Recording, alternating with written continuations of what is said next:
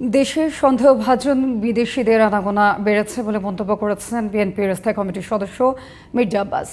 দুপুরে জাতীয় প্রেস ক্লাবে এক আলোচনা সভায় তিনি এ অভিযোগ করেন। অন্তর্বর্তী সরকার কারো উদ্দেশ্য বাস্তবায়ন করছে। আওয়ামী লীগের মতোই কোনো ঘটনা ধামাচাপা দিতে এই সরকার নিজেরাই ইস্যু তৈরি করে বলে মন্তব্য করেন তিনি। মনিরুজ্জামান জানাচ্ছেন বিস্তারিত। বিএনপি নেতা নাসির উদ্দিন পিন্টুর মৃত্যুবার্ষিকী উপলক্ষে সোমবার দুপুরে জাতীয় প্রেস ক্লাবে আলোচনা সভার আয়োজন করা হয়। এতে প্রধান অতিথি হিসেবে উপস্থিত ছিলেন দলের স্থায়ী কমিটির সদস্য মির্জা আব্বাস। সমসাময়িক নানা বিষয়ে অন্তর্বর্তী সরকারের কঠোর সমালোচনা করেন তিনি। বলেন, এই সরকার দেশপ্রেমিক ও নিরপেক্ষ নয়। আমার দেশের সার্বভৌমত্ব নিয়ে প্রশ্ন উঠবে কেন? সন্দেহভাজন বিদেশিদের আগমন করেছে, বিভিন্ন সময় তারা বিভিন্ন মিশন নিয়ে আসতেছে। আমার মনে হয় যে আমরা দেশের মানুষের শাসনে নাই, আমরা ঔপনিবেশিক শোষণে আমরা আছি। যে কোনো বিদেশি প্রভুদের হাত থেকে রক্ষা করার জন্য একমাত্র দল বিএনপি আছে, বাংলাদেশে আর কোনো দল নাই।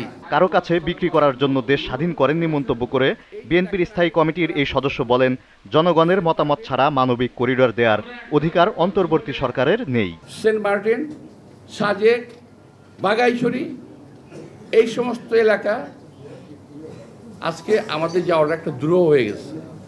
আবার শুনি একটা জায়গায় নাকি করিডোর দেওয়া হবে। কিসের করিডোর? মানবিক করিডোর। আরে ভাই, আবিষ্কার করেন নাকি? আর বিশ্বের কোনো ডিকশনারিতে মানবিক করিডোর জায়গা আছে নাকি? বিশ্বের কোনো দেশ এই করিডোর দিয়ে শান্তিতে নাই। বিএনপিকে বিতর্কিত করতেই আওয়ামী লীগ পুনর্বাসনের দায় দেওয়ার চেষ্টা করা হয়েছে বলে মন্তব্য করেন মির্জা আব্বাস। জীবন থেকে আমাদের 17 থেকে 18 বছর আমাদের নিয়ে গেছে, ওদেরকে আমরা আবার প্রতিপালন করব, আবার ওদেরকে পুনর্বাসন করব। এটা হলো যারা বিএনপিকে জেলাস করে, অর্থাৎ দেখতে পারে না, এরা বিএনপিকে কালার করার চেষ্টা করতেছে। বিএনপিকে চাইলেই শেষ করা যাবে না বলেও মন্তব্য করেন দলের নীতি নির্ধারণী ফোরামের অন্যতম এই সদস্য।